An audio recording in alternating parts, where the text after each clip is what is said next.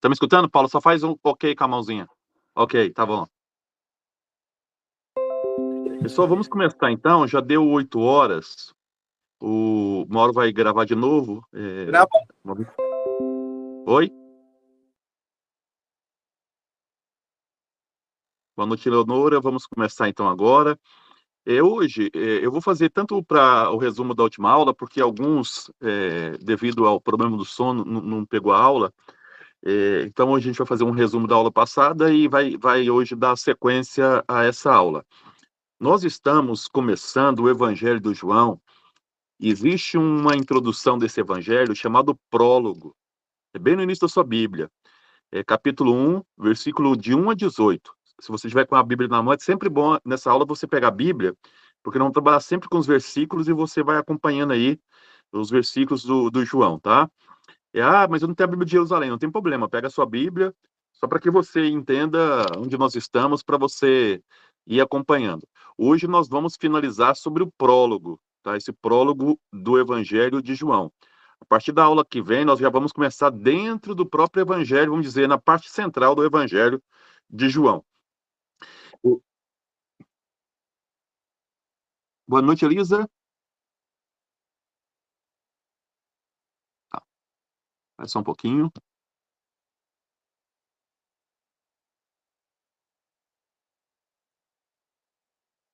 Tá, vamos lá. Então, como eu falei na aula passada, então vou fazer uma revisão para que aqueles que não estiveram possam entender esse prólogo. O prólogo é como aquela introdução de um trabalho da escola. Você não faz o prólogo no início, você faz o prólogo no final do seu trabalho, para apresentar o que você vai fazer no seu trabalho.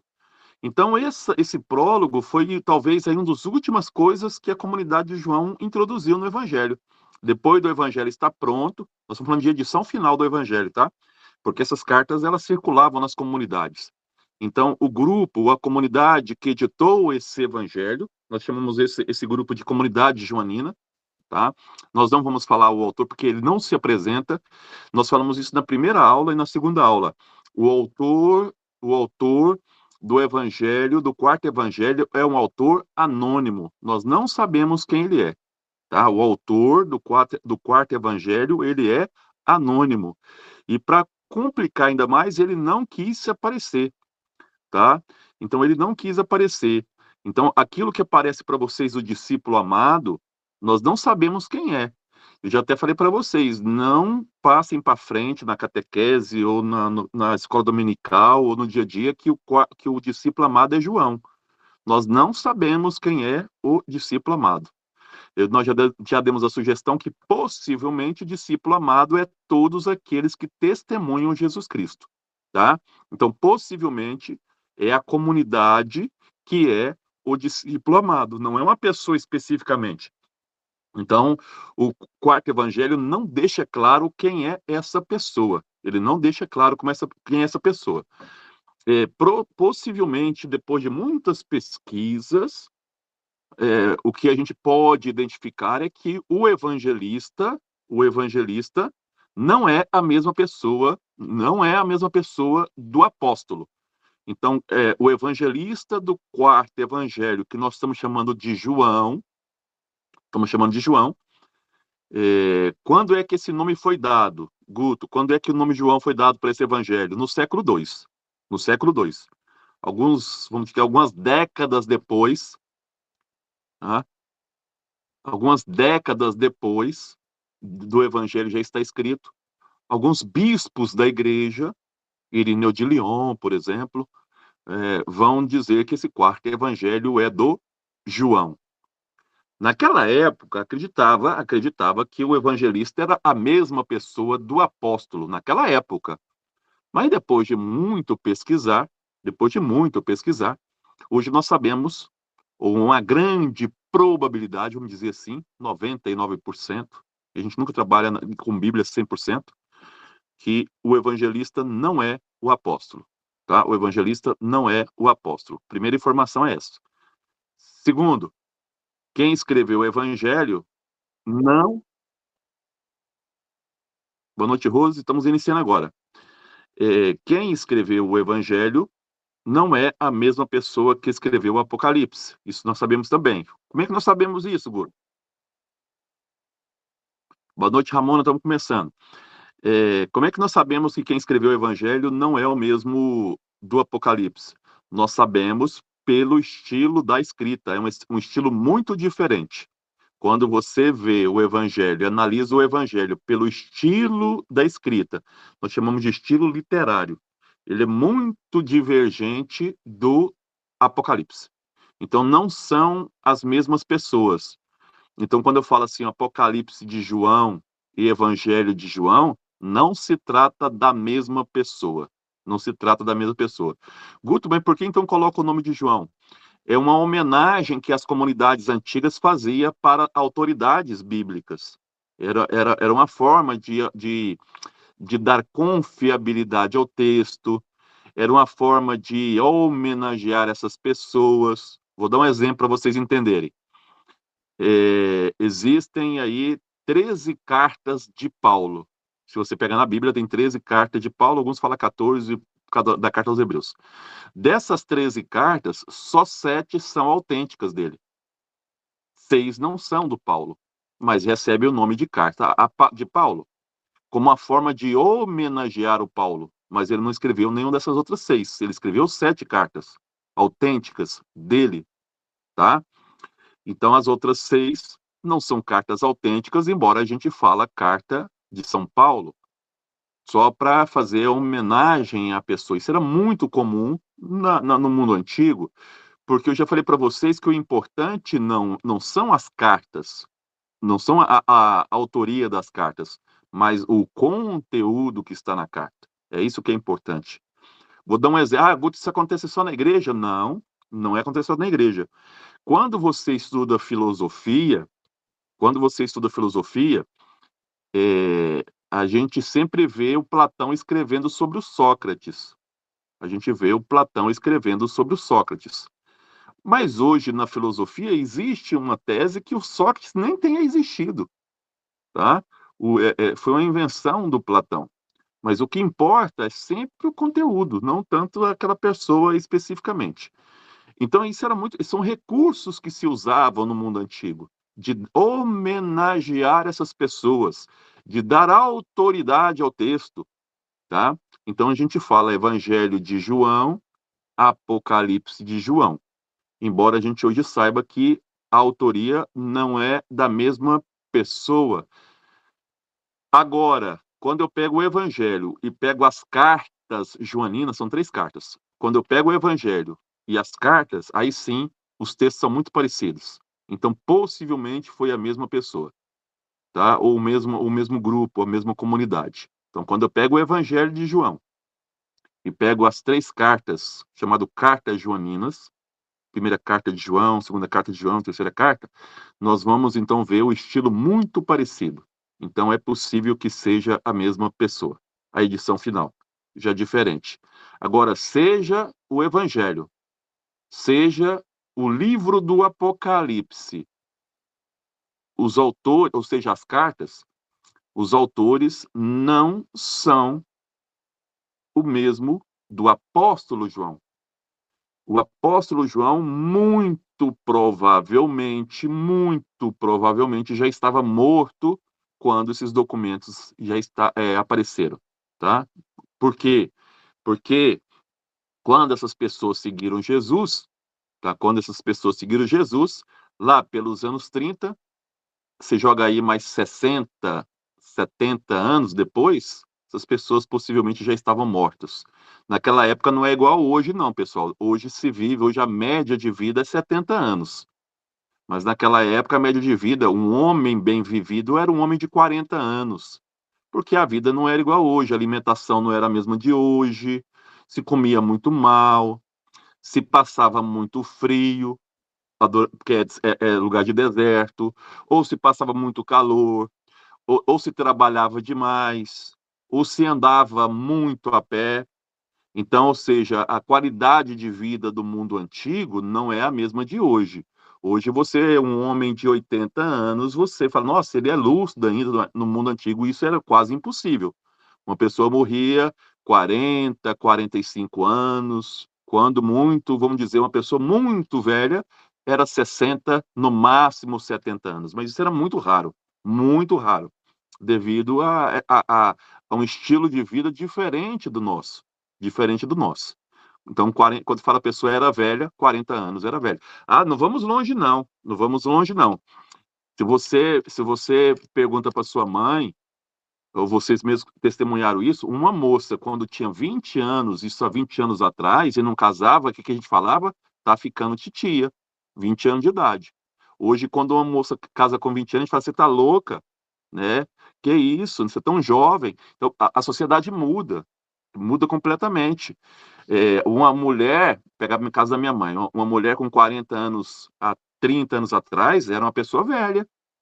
Era uma pessoa velha, 40 anos. Hoje, uma moça de 50, 60 anos, a gente fala que ainda é jovem. Mudou a concepção da sociedade, a qualidade de vida, a medicina, né? Tudo isso foi ajudando que a gente tivesse aí vamos dizer assim, um processo maior de vitalidade, vamos dizer assim, tá bom? Então, tudo isso para dizer que muito possivelmente o apóstolo João já estava morto quando foi escrito o Evangelho, as cartas e o Apocalipse, tá bom? Existe um livro, ele tem até pela Paulus, é um livro muito bom, chamado Primeira, Segunda e Terceira Geração de Cristãos, Primeira, Segunda e Terceira Geração de Cristãos, em que o autor fala, eu esqueci o nome do autor, mas depois eu posso pegar para vocês. O autor fala que os evangelhos são escritos na segunda geração de cristãos. A primeira geração de cristãos é a geração apostólica dos apóstolos. Então, se o evangelho é escrito na segunda geração e na terceira, ele fala que o evangelho de João é entre a segunda e a terceira. Se os evangelhos são escritos na segunda e terceira geração, nos diz que os apóstolos já estavam mortos, inclusive Paulo. Inclusive Paulo. Nós sabemos que Paulo possivelmente morre em 67, Pedro em 64, isso é a maior certeza que nós temos hoje, tá? Então, se os evangelhos são escritos na segunda e terceira geração, e a primeira geração é dos apóstolos, estamos dizendo que os apóstolos estavam mortos quando esses evangelhos são escritos. Agora, para quem não fez o curso comigo ainda, todos os evangelhos, todos, Mateus, Marcos, Lucas e João, todos nasceram anônimos, sem título, não tinha escrito Evangelho de João, nada disso. Nasceram anônimos, sem títulos, e nós não sabíamos quem era a pessoa. É só no início do século II que os bispos da igreja começam a denominar esse evangelho de Mateus, esse evangelho é de Marcos, esse evangelho é de Lucas, esse evangelho é de João. Tá? Isso só no século II. Já aí 70 anos depois desses evangelhos estarem já escritos, ok? Então nós falamos isso nas primeiras aulas só para que vocês entendam isso. O prólogo, a última informação para a gente entrar no prólogo aqui, para aqueles que não participaram da aula ter essa visão, a última informação é que o Evangelho de João é o evangelho mais antigo deles, é o último a ser escrito. Ele é escrito, ele é escrito em várias etapas, na verdade. Nós vamos encontrar textos do ano 70, 80, mas a edição final dele, como vocês recebem na mão de vocês, é da década de 90. É da década de 90. E tem textos que foram colocados bem depois. Deixa eu contar uma história para vocês já ir já acostumando com isso. Tem o capítulo 8º que fala daquela mulher que era adúltera, a mulher adúltera, que os homens queriam apedrejá-la e Jesus não deixou. Diz aquela frase: quem não tiver pecado, que atire a primeira pedra. Aquilo não é do João, do evangelho original. Nas cópias que nós temos, não tem aquele texto não aparece. As cópias mais antigas do século IV, aquele texto não aparece. Então, seja, hoje nós sabemos que esse texto é das comunidades que escreveram isso lá pelo ano 150. Quer dizer, 50, 60 anos depois foi introduzido aquele texto. Mas como, Guto, foi introduzido esse texto? Alguma comunidade tinha esse texto e falou assim, ó, o que vocês têm, nós temos uma coisa diferente aqui, aí vai acrescentar depois. Mas no original não se tem aquilo, tá? Pode ser que a comunidade achou interessante essa história que ouviu de alguém, porque o evangelho sempre nasce de forma oral, alguém contou alguma coisa que não tinha naquele original e falou, acho interessante colocar. Então, aquele texto, capítulo 8º, só para dar um exemplo, o capítulo 8º, que fala da mulher adúltera, não faz parte do Evangelho de João original. Está no texto original. Então, quando pega as cópias, ele não aparece aquele texto. Que é o verdadeiro Jesus, que mostra que ele não fazia que parte conta evidências daquele primeiro texto históricas original. da Tá bom? existência. Quer dizer, o Evangelho é um processo longo de formação, não é do dia para a noite. Então, vamos aqui no prólogo, então. Pessoal, na aula passada, o prólogo, ele tem 18 versículos. 18 versículos. Capítulo 1, versículo 1 ao versículo 18. Eu estava explicando para vocês que se você pegar, como se fosse aquelas duas portas, já viram aquelas duas portas que tem aí aquela presilha que abre e fecha? Não é o nome presilha, não. Eu não sou da construção, eu sempre esqueço o nome. Onde você abre e fecha, né?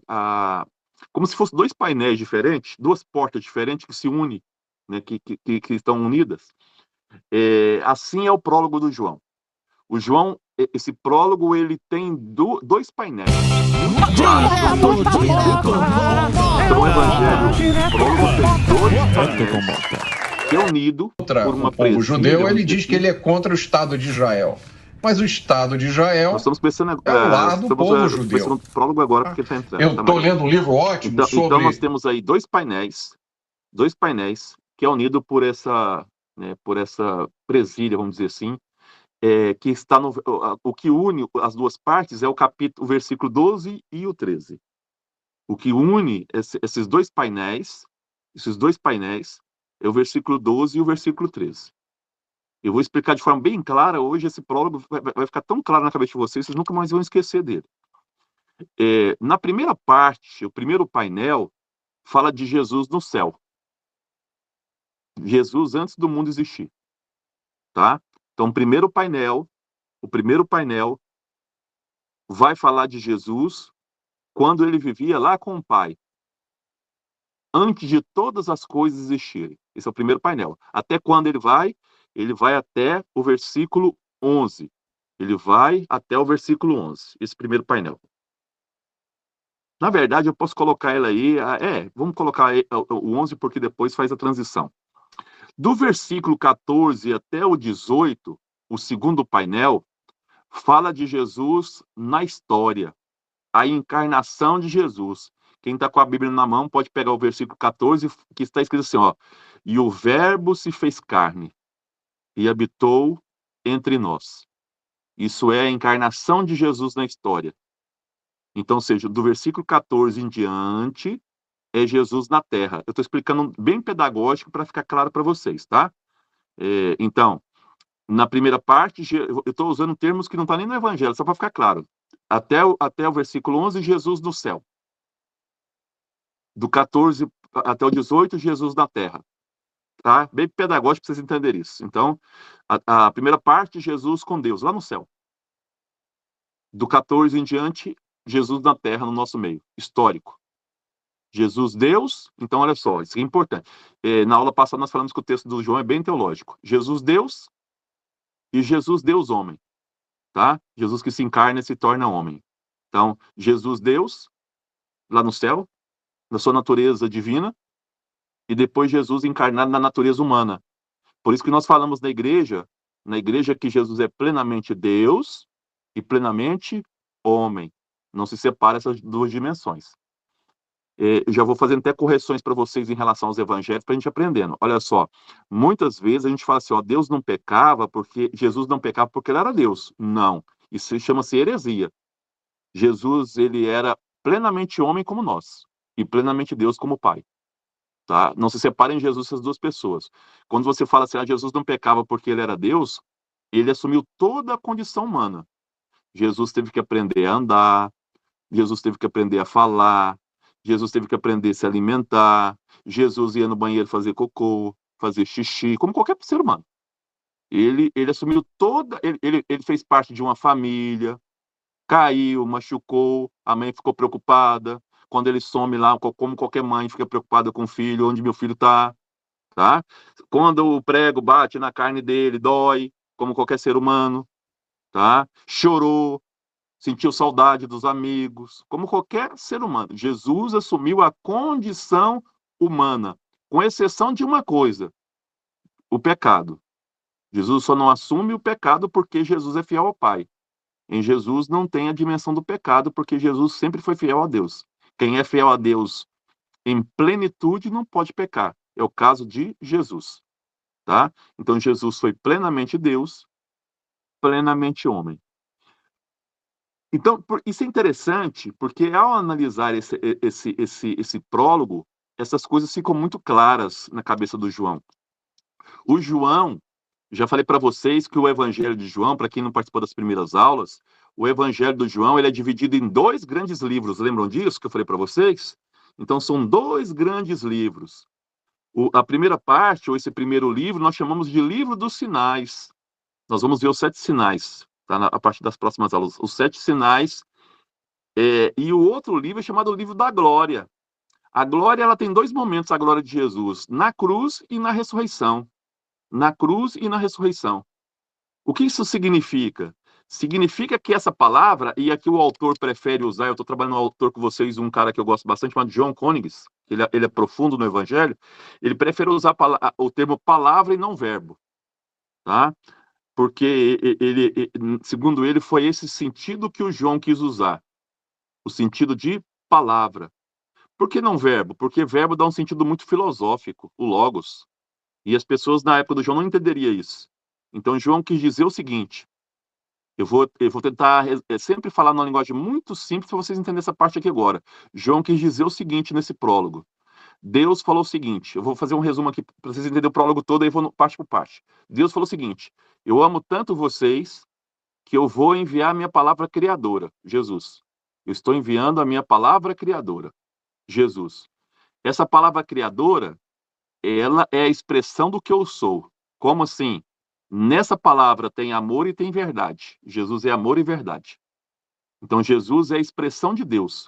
Quem me vê, vê o Pai, diz Jesus. Por quê? Porque eu sou amor e verdade. Amor significa no Evangelho de João graça. Graça. Então no Evangelho de João, quando a gente fala de amor, falamos de graça. E quando falamos de verdade, falamos de fidelidade. Deus é amor, graça e é fiel a nós, nos ama. Por isso enviou sua palavra criadora. Para quê? Para nos dar vida. Eu vim para que todos tenham vida, porque Deus nos ama. Deus nos ama. E então Jesus é o rosto divino encarnado na história. Jesus, essa palavra que é Deus, ela se encarnou na história, se tornou carne e é a expressão máxima de Deus. Por isso que João termina aqui, quem está com a Bíblia na mão, diz o seguinte, ó, ninguém nunca viu Deus, o Filho unigênito que está no seio do Pai, lá no finalzinho, foi ele que... eu estou sem a Bíblia de Jerusalém, estou pegando aqui pela internet, que eu esqueci lá no quarto, eu não vou nem voltar lá. Tá assim, ó, a Deus ninguém nunca viu. Versículo 18. Nós estamos trabalhando o prólogo, tá bom? Versículo 18. A Deus ninguém viu. O Filho unigênito que está no seio do Pai foi quem no deu a conhecer. Como é que eu conheço Deus? Só através de Jesus. Só através de Jesus. Porque Jesus é verdade e amor de Deus na nossa vida. Ele se encarnou. É como se Deus se encarnasse na história. É como não? É Deus se encarnando na história, na pessoa de Jesus Cristo, trazendo amor, graça e vida, verdade e fidelidade. Tá? Então, é isso que o João está dizendo para nós. Agora, uma coisa que eu quero que vocês prestem bem atenção. Quando João escreveu, ele faz críticas a dois grupos. Quando João escreveu esse evangelho, ele está fazendo crítica a dois grupos. Primeiro grupo, aqueles que são do mundo. Não são, aqui não está chamando dos judeus.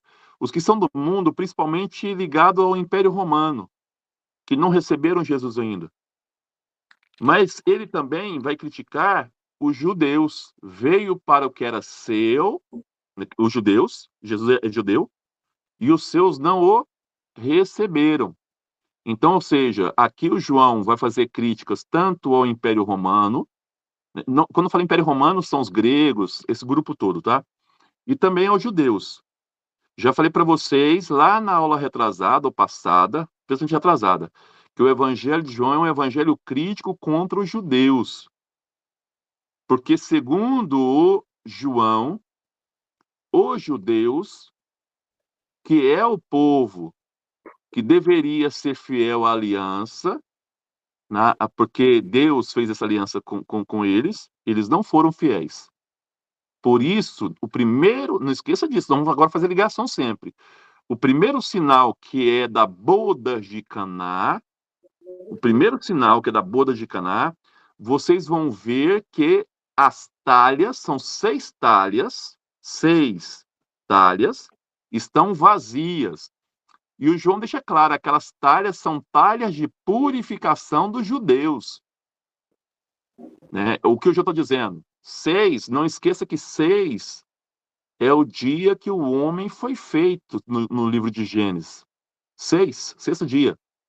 O João está dizendo o seguinte: o judaísmo a não ser fiel à aliança, o judaísmo a não ser fiel à aliança com Deus, a esse casamento, aliança e casamento com Deus, os judeus tornaram o homem vazio, vazio.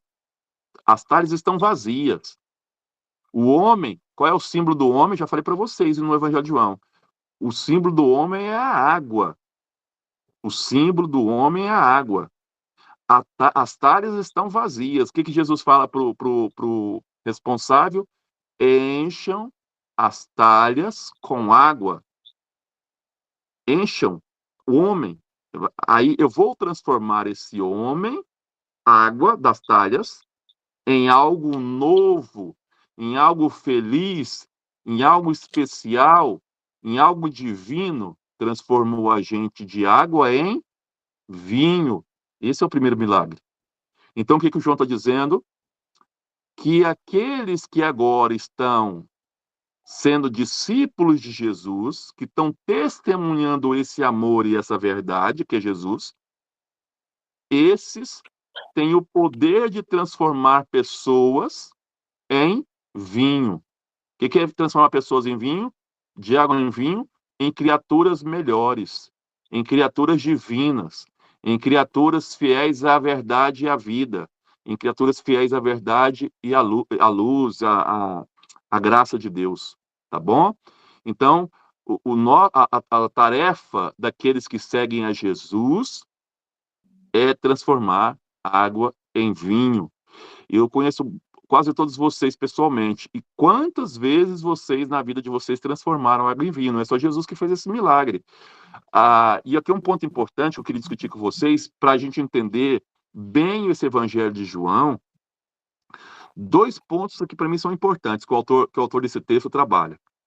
Primeiro é o seguinte: evitar separar o Jesus divino do Jesus humano. A experiência de Jesus passa por 2 caminhos muito claros: a carne e a glória. A carne e a glória. O que significa isso? Significa que o autor fala isso de forma muito bonita. A encarnação não aconteceu só no Natal, não. Ela aconteceu também na cruz.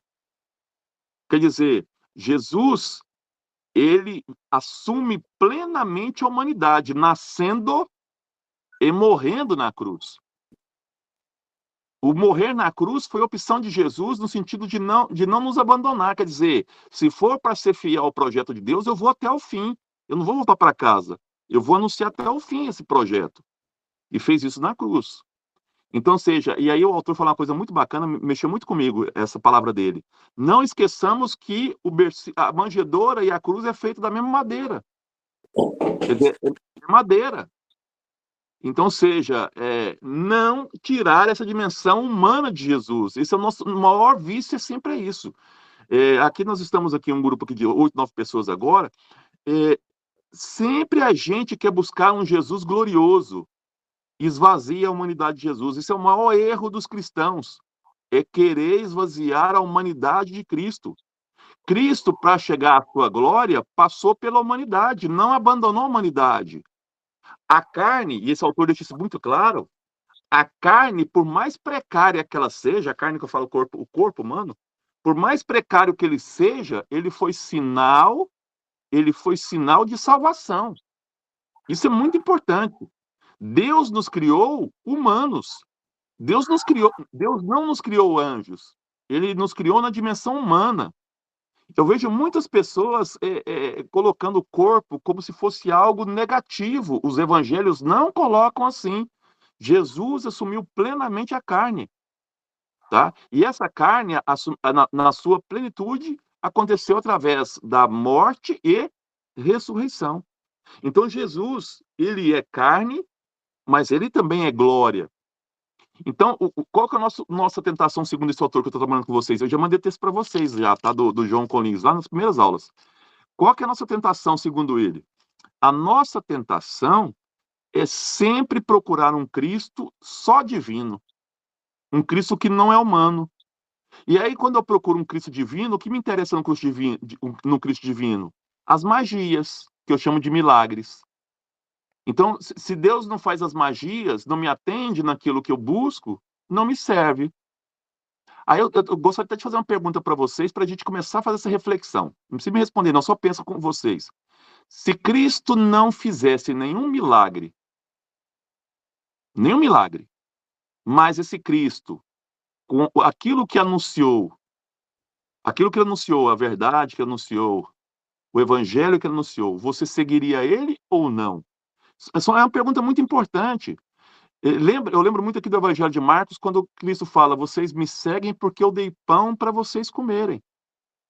Não por aquilo que eu falei, não por aquilo que eu vivi, ou vivo com vocês. Outro exemplo, nós vimos agora no Evangelho de Lucas, e Marcos também coloca isso. Os judeus falam para Jesus, nos dê um sinal para que nós acreditamos no Senhor. Quer dizer, faça alguma coisa cair do céu, alguma coisa assim.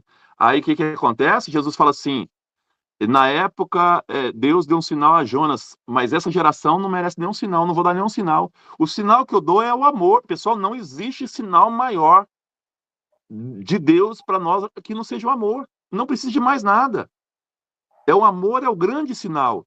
Então, se Jesus não fizer nenhum milagre, ele continua sendo Jesus. Ele continua sendo Deus, porque o mais importante de Jesus não são os milagres. Por isso que João não usa, eu gosto de João por isso.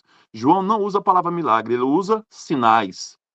Sinais que antecedem a glória de Deus, a ressurreição. Sinais de vida. Por isso que é muito interessante o Evangelho de João por usar a palavra sinais. Os sinais do amor de Deus entre nós. Isso que é importante, é o amor de Deus. É o amor de Deus que é o importante. Tá? Então, esse prólogo é dividido nisso. Nessa parte de Jesus no céu, com Deus, e essa parte de Jesus na terra com a gente. A partir do versículo 14. Tá? Eu vou passar agora rapidamente aqui na primeira parte, que eu já falei com vocês na última aula, e aí vou a partir do versículo 14.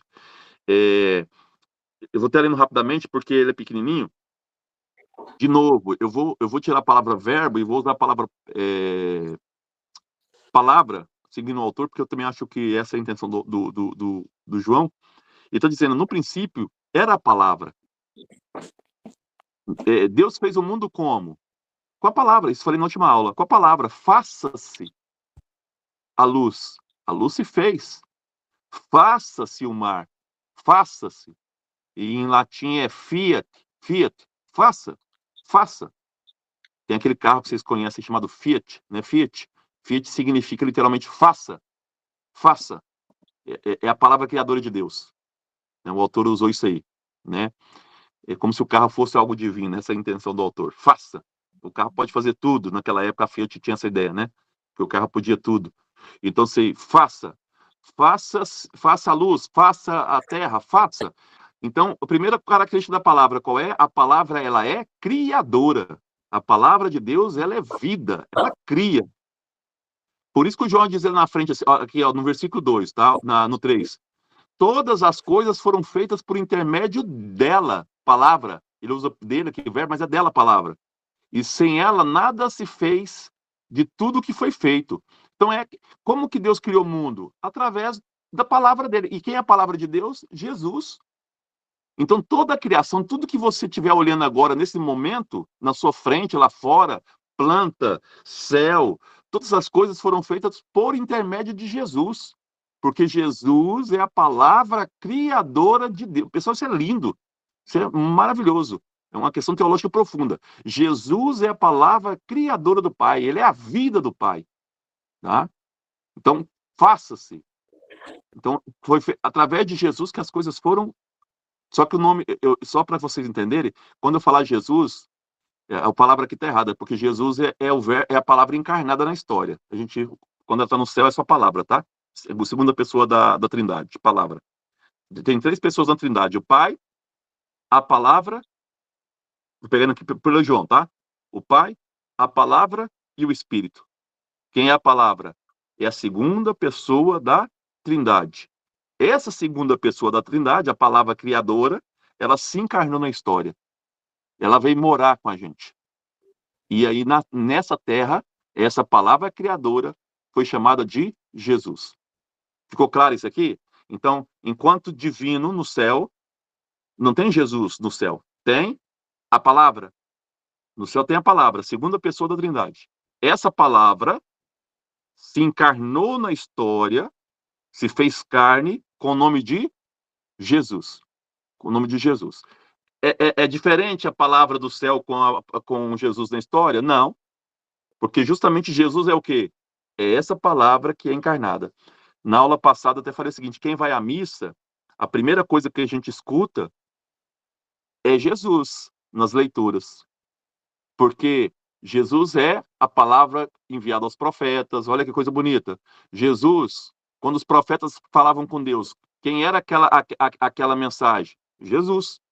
Quando falou com Moisés, Deus falou com Moisés várias vezes. Quem era a palavra que Deus falava com Moisés? Jesus. Sem ele existir ainda. Então, é a palavra que foi enviada a Moisés. As leis de Deus, o decálogo, foi feito através do quê? Da palavra.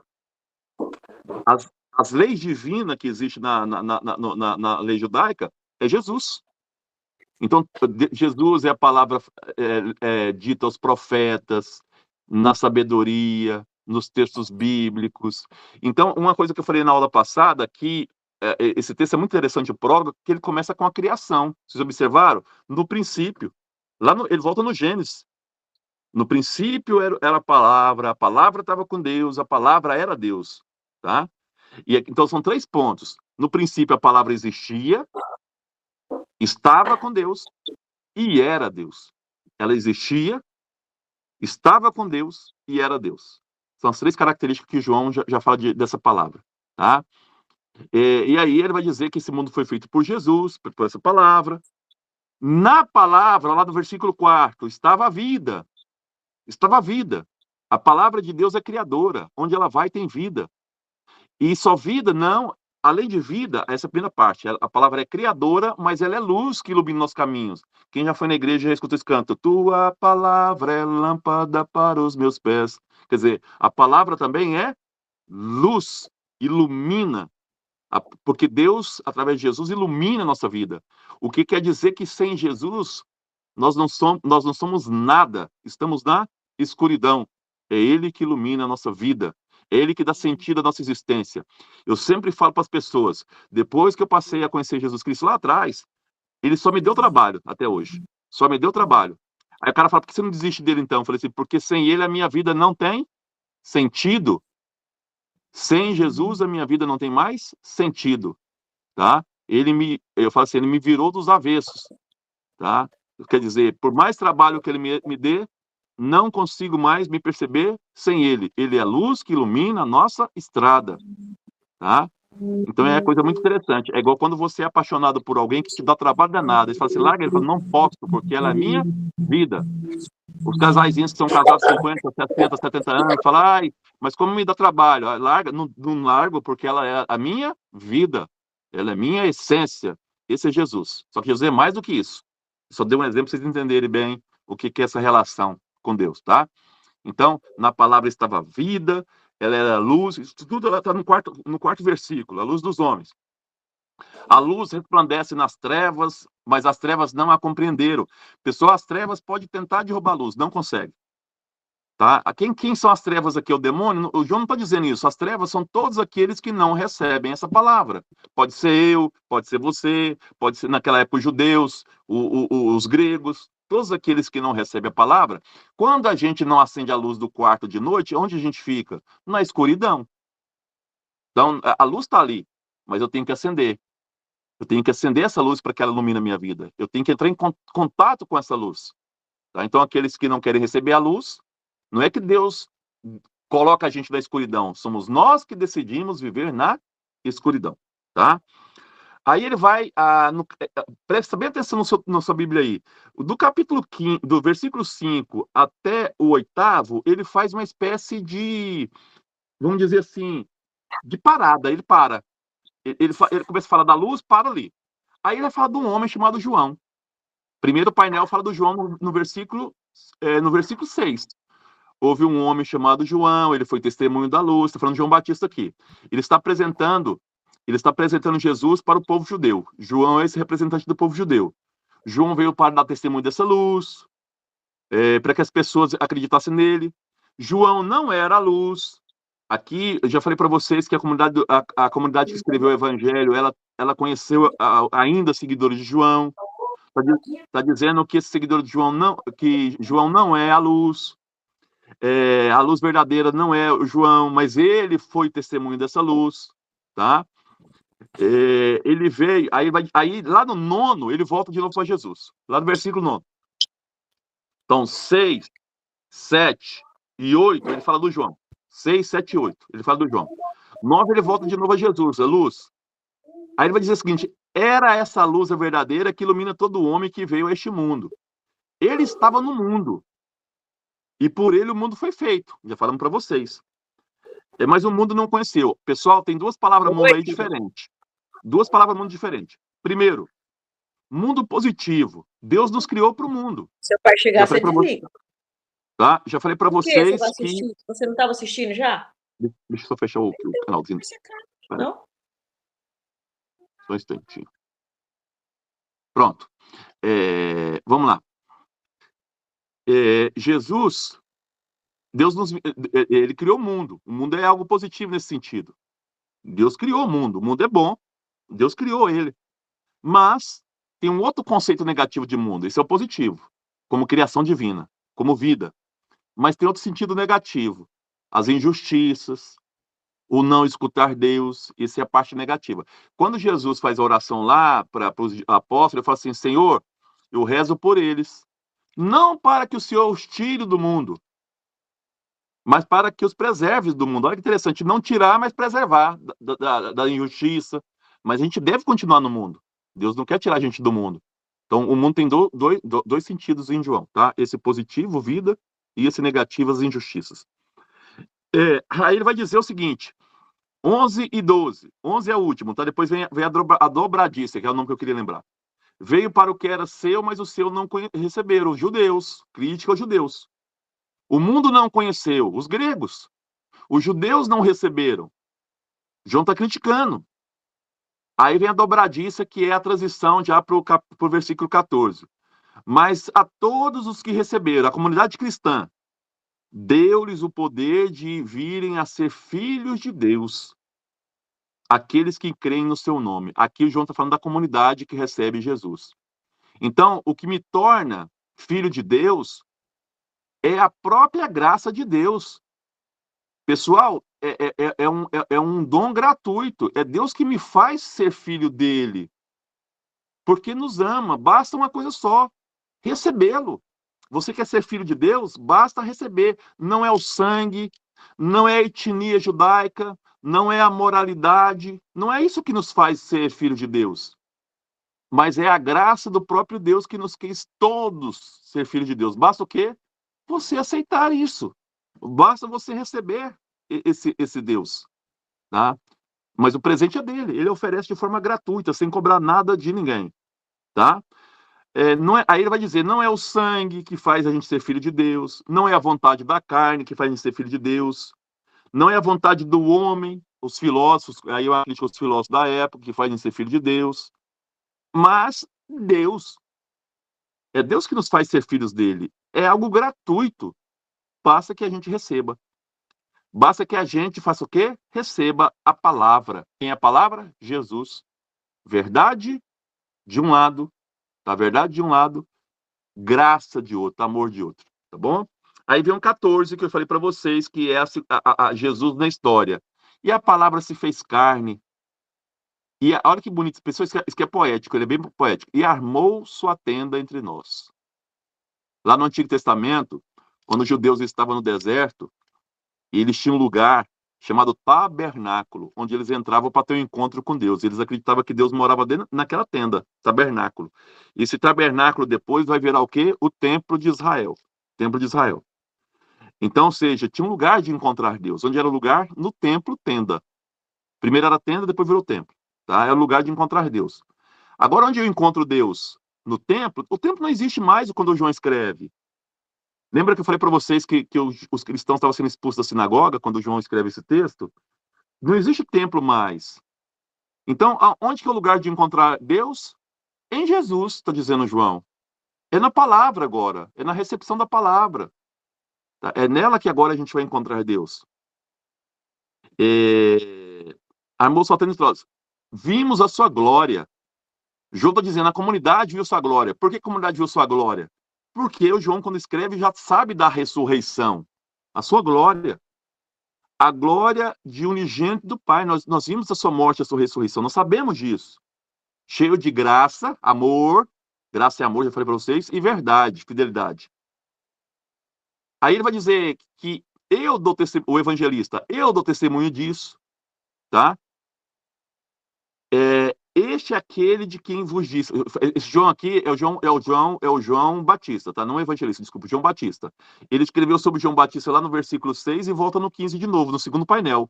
Ele fala do João no primeiro painel, agora ele está falando do João no segundo painel, versículo 15. João dá testemunho dele e clama dizendo: este é aquele de quem vos disse, o que vem atrás de mim passou adiante de mim, porque era primeiro do que eu. Tá? Pois da sua plenitude todos nós recebemos graça sobre graça. Inclusive ele, João. Porque olha outra coisa bonita. Se o Moisés nos trouxe uma coisa boa que foi a lei, está dizendo João, se o Moisés nos trouxe uma coisa boa que é a lei, a graça, o amor e a verdade não foi dada por Moisés. Foi dada pelo próprio Jesus Cristo, a palavra. Tá? Então, a graça e a verdade vieram por Jesus Cristo. Moisés nos deu as leis. Jesus nos trouxe o amor de Deus e nos trouxe a fidelidade de Deus. A Deus ninguém nunca viu. O Filho unigênito que está no seio do Pai foi quem nos deu a conhecer. Como é que a gente pode conhecer ao Pai, que eu nunca vi? Só através de Jesus Cristo. Até hoje é assim, tá, pessoal? A gente só vê o Pai através de Jesus Cristo. Levar os participantes a ter uma experiência com Deus através da oração pessoal. Beleza, eu paro aqui, terminamos. Se alguém tiver alguma dúvida, pode perguntar aí. Alguns microfones eu fechei aí. Tá? Mas pode abrir e perguntar se alguém tiver dúvida nisso aí. Então, esse evangelho aqui, o prólogo, fala da criação, na primeira parte, fala de Jesus na eternidade com o Pai, que todas as coisas vêm pelo meio dessa palavra criadora. A primeira coisa, Jesus é a palavra criadora, mas é a palavra luz que nos ilumina também. Criadora e luz. Que Jesus porta de Deus a graça, o amor e a fidelidade. Esse é o primeiro painel. No segundo painel, ele se encarna na história. Pessoal, de novo, vou repetir. Não separe Jesus humano do Jesus divino. É a mesma pessoa. Não fiquem tentados em encontrar um Deus mágico, um Deus milagreiro, e esquecer que o mais importante dele não é isso. É a sua palavra, é a sua vida, é ser luz para o mundo, é ser fiel ao Pai. É isso que é importante, tá? Se Jesus fez ou não fez milagre, não importa para nós, porque isso são sinais do amor de Deus apenas. O que importa é o amor de Deus, que Jesus é o portador. Isso que é coisa fundamental. Se alguém falar assim, Guto, Jesus não fez nenhum milagre na vida dele, eu vou continuar seguindo Jesus Cristo, porque eu não sigo Jesus pelos milagres. Eu sigo Jesus porque ele é testemunha fiel de Deus. Ele é o próprio Deus encarnado na história humana. Veio nos mostrar o tamanho do amor de Deus por cada um de nós. É isso que é a centralidade da fé. Eu não posso separar o Jesus humano do Jesus divino. Eu não posso separar. O que eu tenho que rezar para Deus todos os dias é que Ele me torne uma pessoa melhor, acolhedora dessa palavra, que eu possa também ser essa luz de Deus para as pessoas, tá? Eu não posso fazer de Deus um empregado meu, atender as minhas coisinhas. Não é essa a finalidade de Jesus. Jesus não é funcionário público para atender as nossas demandas. Lógico que Ele conhece cada uma delas e exerce sobre nós sempre essa cura, essas coisas para melhorar. Mas não é esse o objetivo final. Nosso objetivo final é ser melhores cristãos, acolhedores dessa palavra. E quando eu acolho essa palavra aqui que eu sou, segundo João, filho de Deus. A gente usa muito na teologia a palavra filho no filho. Eu sou filho no filho de Deus, tá? Eu só sou filho porque Jesus é filho primeiro.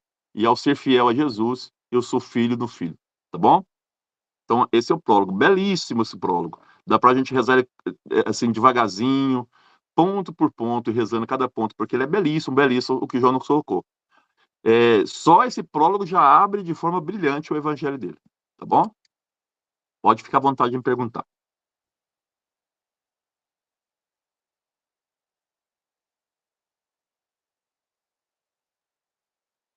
Hoje a Flávia não participou porque era aniversário do Euler, que é o esposo dela, já mandou avisar vocês. Guto? Oi, Paula. Oi. Pode falar. Por que está escrito, então, que, exemplo assim, Moisés viveu 1000 anos, viveu 900 anos, se a idade máxima era 40 anos, já era um velho. Por que está escrito na Bíblia 1000 anos? São termos simbólicos. Quando você fala que a pessoa viveu muito, se pegar a Bíblia, você pode observar do Adão para trás, do Adão para cá. Quanto mais se aproxima essas pessoas que viviam próximas de Deus, fidelidade a Deus, como Noé, como Moisés, como Melquisedeque, essas pessoas, elas têm idade maiores do que aquelas pessoas que cometeram pecado. Isso é simbólico para dizer o seguinte: aqueles que são fiéis a Deus têm mais vida. Então, como é que se representa mais vida? Dizendo que viveu mais. Entendeu? Não tem um texto bíblico que fala assim, ó, isso está no 4º mandamento da lei de Deus. Seja fiel ao seu pai e sua mãe, para que seus dias prolonguem na terra. Não está escrito isso lá? Então é para dizer o seguinte: quando você é fiel a Deus, você tem vida. Não é uma vida quantitativa. Isso é simbólico. Então, o número é simbólico para dizer o seguinte: quando fala assim, ó, Moisés viveu 1000 anos, não é nessa idade, é menos. Moisés não, Abraão, Melquisedeque, 900 anos. Quer dizer o seguinte: ele foi muito fiel a Deus. Quanto maior é o número, mais fidelidade a Deus. É simbólico. Você vai observando que vai caindo. Vai caindo para dizer o seguinte: o pecado entrou no mundo e a gente vai se afastando de Deus, e aí a idade vai diminuindo. Não é uma idade cronológica, é uma idade espiritual. Então, os 1000 anos, 900 anos é uma idade espiritual. Quanto mais fiel eu sou a Deus, mais eu tenho vida espiritual em Deus, tá? É metáfora, não que aquela pessoa tenha vivido aquele ano. Quando fala assim, ó, quando Abraão casou com Sara, ele tinha 99 anos. Não é que ele tinha 99 anos cronológicos. Quer dizer o seguinte, que ele tinha muita vida espiritual. Muita vida espiritual. Quer dizer, ele era uma pessoa fiel a Deus. Então, quanto mais idade tiver uma pessoa, mais fiel ela é. Quanto menos idade, porque é uma teologia do pecado. O pecado mata. O pecado diminui nossa vida na Terra. Ah, mas o cara pecou tanto, ele viveu 100 anos. Não, cronologicamente ele viveu 100 anos. Mas a vida dele, qualitativamente, ele não viveu 10. Porque ele se matou internamente, entendeu? O cara, eu estava até conversando isso, o cara que faz tráfico de drogas, essas coisas, que vive no presídio, tá? Isso. O Mauro colocou aqui uma informação. A pessoa, por exemplo, que mexe com tráfico, que fica presa, ela pode viver 80, 90 anos, mas qual a qualidade de vida que ela teve? Nada. Entendeu? Essa questão da qualidade de vida.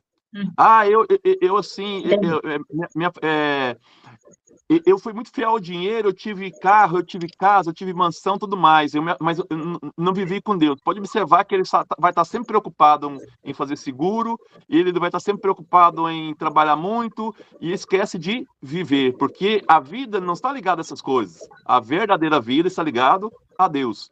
Então, ele não é aqui, Paulo, não é uma vida cronológica, é uma vida de qualidade, de vida espiritual. Isso é o número de anos, tá? Sim. Obrigada. Nada.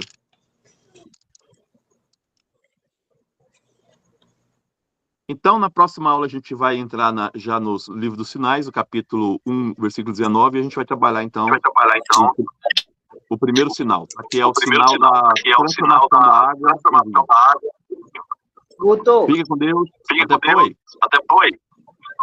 só eu não estou te vendo. Cadê você? Tô aqui. Deixa eu ver. Não consigo te ver, não. Mas eu estou escutando. Pode fazer pergunta. É porque eu queria ver. Eu queria ver como que você faz o sinal da cruz, que num curso que você fez aqui, você me mostrou para a gente, e eu não me lembro. Você usa o polegar, o indicador e o dedo médio, simbolizando as três pessoas da Santíssima Trindade, não é isso?